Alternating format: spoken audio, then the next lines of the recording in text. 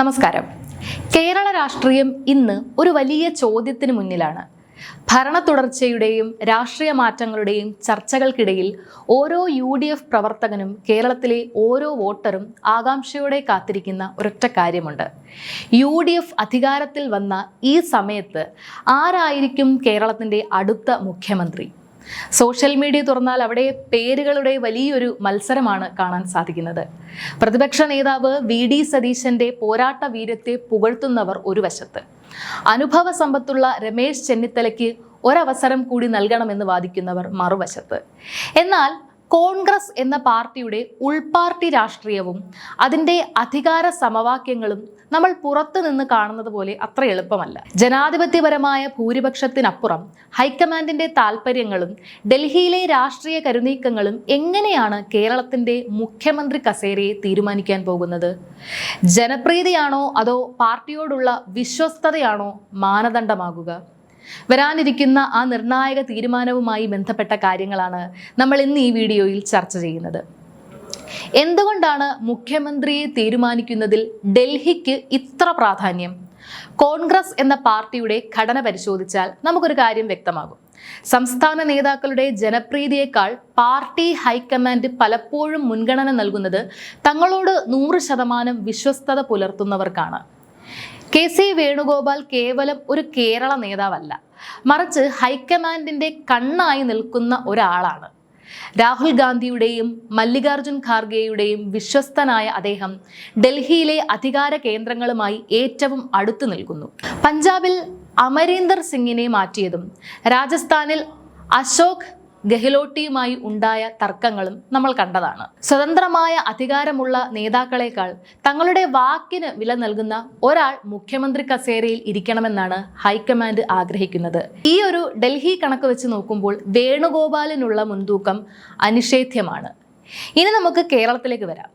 Social മീഡിയയിൽ like അടിക്കുന്നവരല്ല മുഖ്യമന്ത്രിയെ vote ചെയ്ത് തിരഞ്ഞെടുക്കുന്നത്, മറിച്ച് വിജയിച്ചു വരുന്ന MLA-മാരാണ്. നിയമസഭാ കക്ഷി യോഗത്തിൽ ആർക്ക് ഭൂരിപക്ഷം കിട്ടുന്നുവോ അവരായിരിക്കും മുഖ്യമന്ത്രി. പുതിയ MLA-മാരെ സംബന്ധിച്ചിടത്തോളം അവരുടെ രാഷ്ട്രീയ ഭാവിയും മണ്ഡലത്തിലെ വികസനവും എല്ലാം ഹൈക്കമാൻഡുമായി നല്ല ബന്ധമുള്ള ഒരു മുഖ്യമന്ത്രിയുടെ കീഴിൽ സുരക്ഷിതമായിരിക്കും.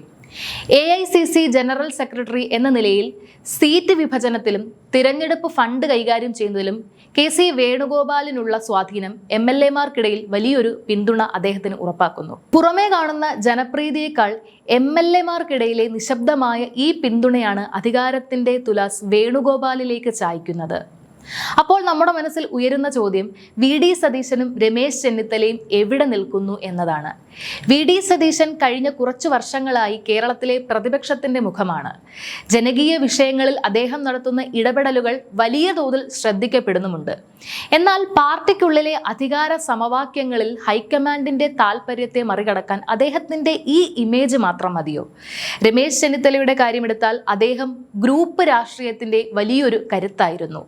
എന്നാൽ ഹൈക്കമാൻഡ് ഇപ്പോൾ ഗ്രൂപ്പ് രാഷ്ട്രീയത്തിന് വലിയ വില നൽകുന്നില്ല.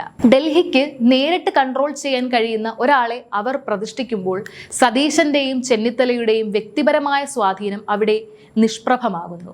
ഇവിടെ നമ്മൾ മനസ്സിലാക്കേണ്ടത്, എത്ര വലിയ നേതാവാണെങ്കിലും ഡൽഹിയുടെ മനസ്സിനൊപ്പമല്ലെങ്കിൽ വഴിമാറേണ്ടി വരുമെന്ന രാഷ്ട്രീയ സത്യം.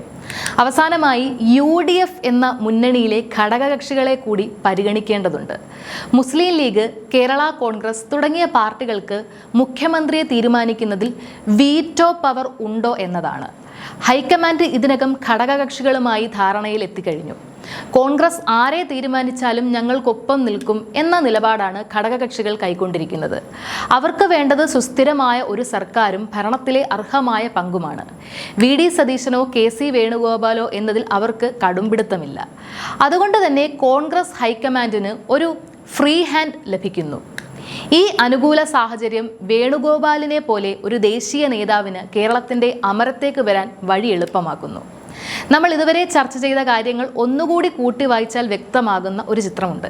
കേരളത്തിന്റെ അടുത്ത മുഖ്യമന്ത്രിയെ തീരുമാനിക്കുന്നത് വെറുമൊരു പോപ്പുലാരിറ്റി മത്സരത്തിലൂടെ മാത്രമായിരിക്കില്ല. ഇതിന് 3 ശക്തമായ കാരണങ്ങളാണുള്ളത്. ഹൈക്കമാൻഡിന്റെ അടിയുറച്ച വിശ്വാസം, MLA-മാർക്കിടയിലെ സ്വാധീനം, ഘടകകക്ഷികളുടെ മൗനസമ്മതം.